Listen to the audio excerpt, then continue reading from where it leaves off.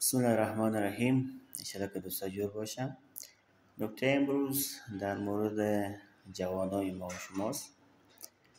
شما اگر توجه کرده باشید روزا همه جوانا در فکر این است که چه رقم پیسه پیدا بکنه، چه رقم خوبتر زندگی بکنه و چه رقم بتانه همونقدر درآمد داشته باشه که بتانه راحت تفریح بکنه و چکر بزنه و بگرده.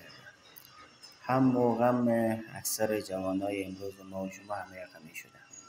ما و شما که جوان هستیم کمتر از اونا نیستیم و همین فکرها در ذهن ما میآید و ما را درگیر میکنه. اما هر چقدر این فکر در ذهن ما و شما عمیق‌تر شود و جای بیشتری را بگیره، از اون سو یک چیزی در ذهن ما کم کم فراموش میشه و از رنگ روغن میفته که ما کمتر او را احساس میکنیم و او درد و غم دینداری ما و شماست یا توجه به دین ما در اوضاع و احوال امروزی هستش.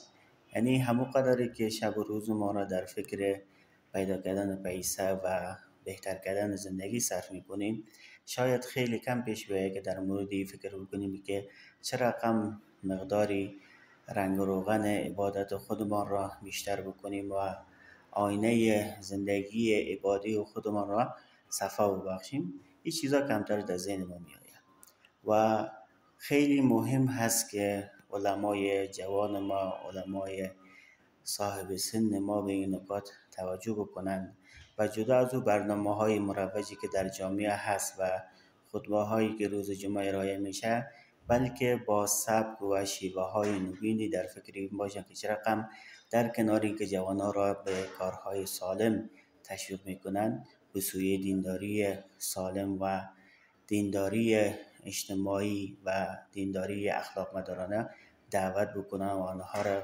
جوانانی متدین و با اخلاق و متعهد بار بیارند. برای این نیاز به یک برنامه ریزی دقیق و بروز و مدرن هست. انشاءالله که به این پروسه ما هم شامل باشیم و بتانیم برنامه‌های تدارک ببینیم و اجرا بکنیم.